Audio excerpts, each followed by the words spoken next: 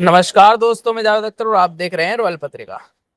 राजधानी जयपुर में UCC bill के विरोध के अंदर मुस्लिम समुदाय के जो लोग हैं वो यहाँ पर मौजूद हैं। जो है तमाम जो मुस्लिम समुदाय के लोग हैं, जिसमें महिलाएं हैं, बुजुर्ग हैं, बच्चे हैं, सभी जो लोग हैं मुस्लिम मुसाफिर खाने के अंदर अपनी जो है आपत्ति दर्ज करा रहे हैं। समुदाय के लोगों का कहना है कि अगर सरकार समान कानून की बात करती है तो एक नजर उनकी तरफ डाल ले। जब सड़क पर कोई नमाज पढ़ता होता है तो उनको इन्हीं पुलिस प्रशासन के द्वारा लाते मारी जाती है।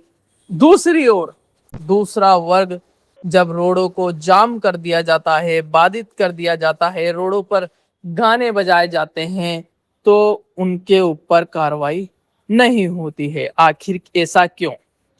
जब अभी भी एक कानून है, उसके बावजूद जो है समान अधिकार क्यों नहीं मिल रहा?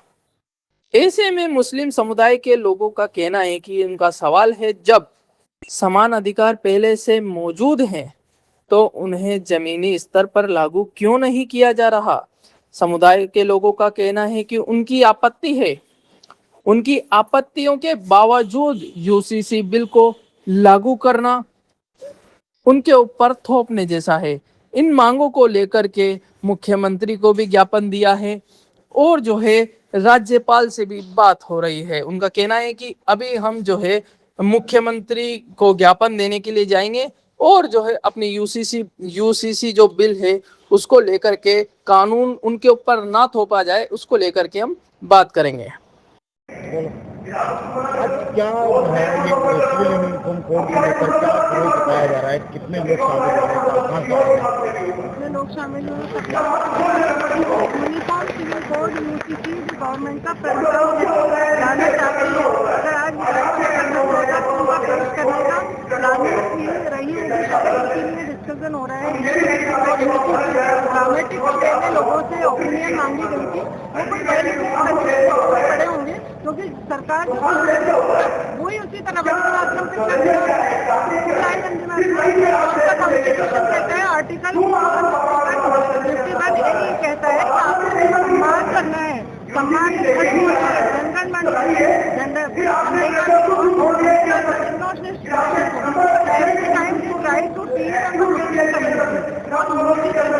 कम्युनिटी को नुकसान नहीं पहुंचाएगा।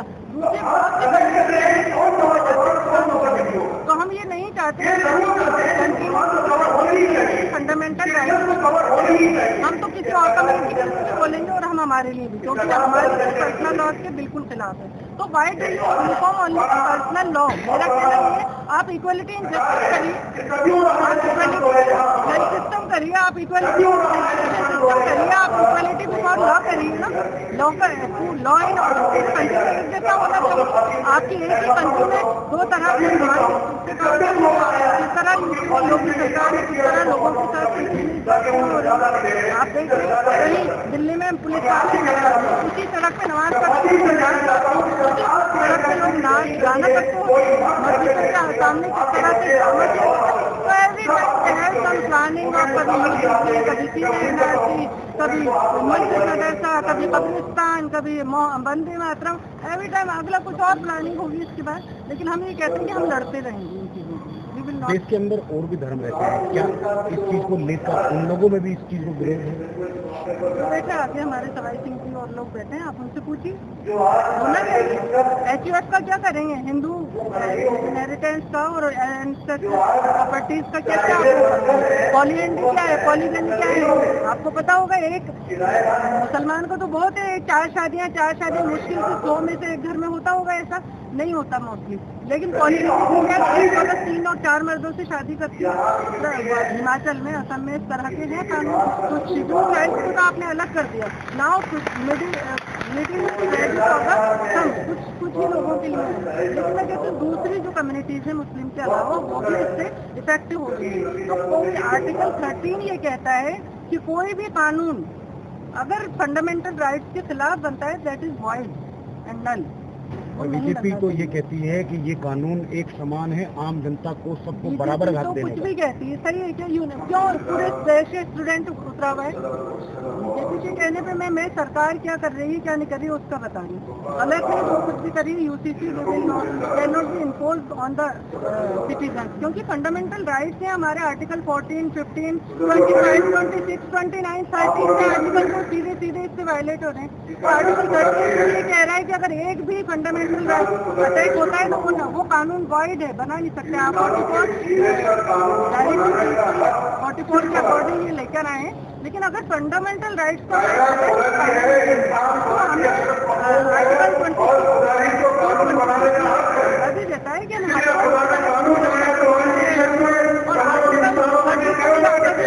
सुप्रीम कोर्ट होता है हमारी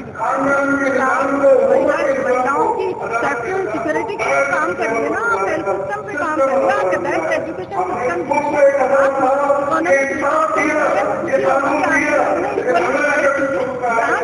इक्वलिटी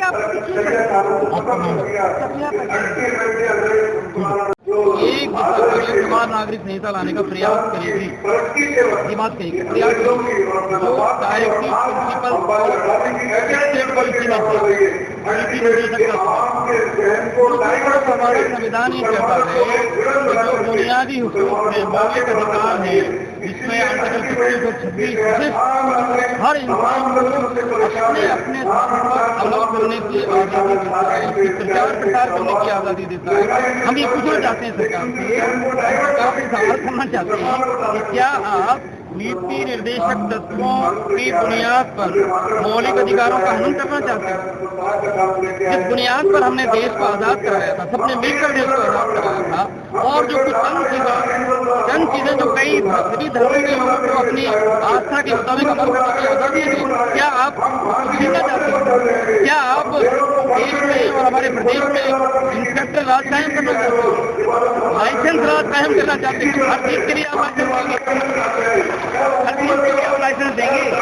और मुझे लगता है कि ऐसा लगता है कि हम तानाशाही कौन मांग कर रहा है, कौन डिमांड कर रहा है कि आप समान नागरिक आपने दी है, इसलिए आपको सरकारी कंपनी लगा करके आप कह रहे हैं कितने लाख लोगों की राय हमने देखी है। राय का मतलब ये होता है कि लोगों की तरफ से एक मांग हो, लोगों की तरफ से डिमांड हो, लोग ये मांग कर रहे हैं कि हमारे समान नागरिक अंत चाहिए।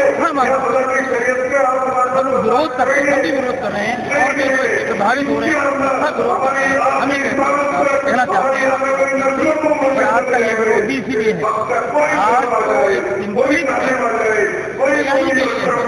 अगर सरकार इसको लाने का वाकई प्रयास करती है तो इसलिए बड़ा पूरे राज्य से लोग आएंगे और पूरी ताकत के साथ प्रदर्शन हम कहेंगे सरकार को ये जो आप लाना चाहते हैं, जो आप धार्मिक आज़ादी को दूर करना चाहते हैं, जो देश के संविधान को आप कुठाराघात करना चाहते हैं, क्या कोई और भी संगठन या कोई और भी लोग आपके साथ जुड़ेंगे? देखिए हमारे पास क्रिश्चियन सिख समाज हमारे साथ जुड़ा हुआ है, दलित समाज हमारे साथ जुड़ा हुआ है, बौद्ध समाज हमारे साथ जुड़ा हुआ है। सभी संगठनों के समाजों के साथ हमने प्रेस कॉन्फ्रेंस की है, आगे भी हमारे साथ हो रहेंगे। गांधीवादी जो हमारा संगठन है सब हमारे साथ है। हम सब मिलकर पूरे प्रदेश में आंदोलन चलाएंगे और उस वक्त तक चलाएंगे जब तक कि सरकार अगर या तो कानून को पेश ही ना करे, और अगर पेश कर दे और अगर इसको कानून बना दिया तो इस कानून को वापस ना ले दें, क्योंकि इससे सीधे सीधे मुदाखलत है शरीयत में, पर्सनल लॉज में मुदाखलत है। तो देश के संविधान को कमजोर करने का एक तरीका है। उसको हम सरकार से कहते हैं कि आप ऐसा कोई काम मत करिए जिससे लोगों में असुरक्षा की भावना पैदा हो, लोगों में असंतोष पैदा हो। असल जरूरत ये है और दूसरी चीजों को लाइए।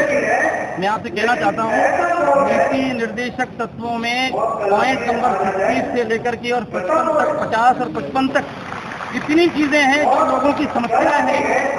शिक्षा का अधिकार है, बालकों को फ्री शिक्षा और स्वास्थ्य और कई ऐसे फील्ड हैं जिनके बारे में आपको चिंता नहीं है।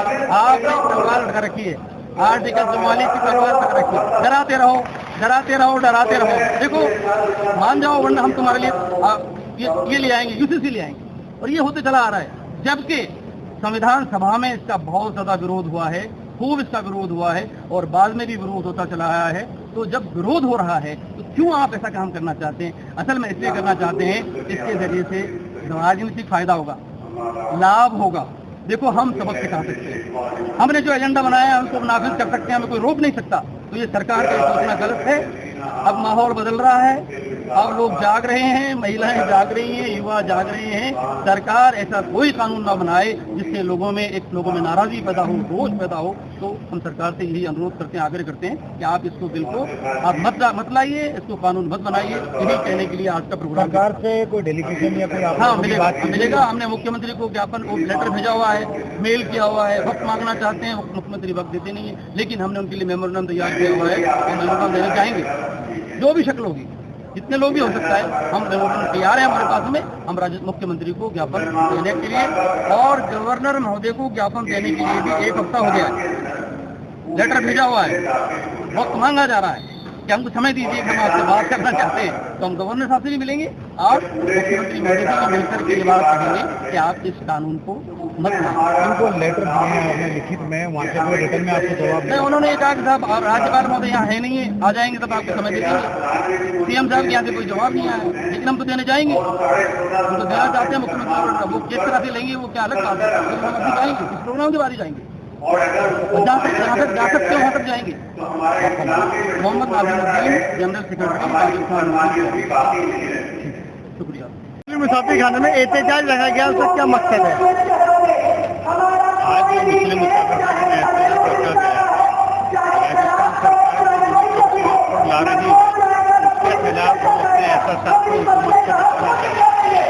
हमारा मानना ये है कि यूनिफॉर्म को लाया जा रहा है, ये दस्तूर के भारतीय संविधान के विरुद्ध नंबर 2, ये इस मुल्क में सिर्फ मुसलमानों के खिलाफ नहीं है, बल्कि इस मुल्क में बसने वाली तमाम माइनॉरिटीज के खिलाफ है।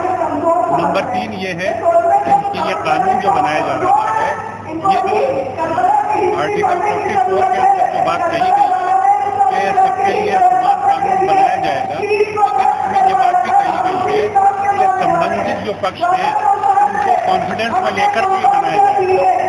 हम ये देख रहे हैं कि इसके लिए जो कमेटी का फॉर्मेशन किया गया है, उसमें न कोई मुसलमान है, न सिख है, न ईसाई है, बल्कि चंद अपने सोच के लोगों को बिठा दिया गया है और कानून बनाया जा रहा है। मिसाल के तौर पर अब हमारे जो चीफ जस्टिस है, जो इस कमेटी को चेयर कर रही है, उनको उत्तराखंड से ला करके यहाँ बिठा दिया गया। क्या राजस्थान में कोई चीफ जस्टिस नहीं था जो राजस्थान के हालात को और माहौल को समझ सकता और उसके मुताबिक अपनी रिकमेंडेशन दे सकता? क्या सरकार को इस बात की जरूरत महसूस नहीं हो रही थी कि वो संबंधित पक्षों को बुला करके पहले उनसे बात करती और उसके बाद अगर वो लोग तैयार होते तो फिर इसको लेकर के आती, तो हम मुखालिफत नहीं करते। और भी समुदाय के लोग जो हैं वो भी आपके हमारे साथ अभी पिछले दिनों हमने प्रेस कॉन्फ्रेंस भी की थी और कई मीटिंगें हो चुकी हैं।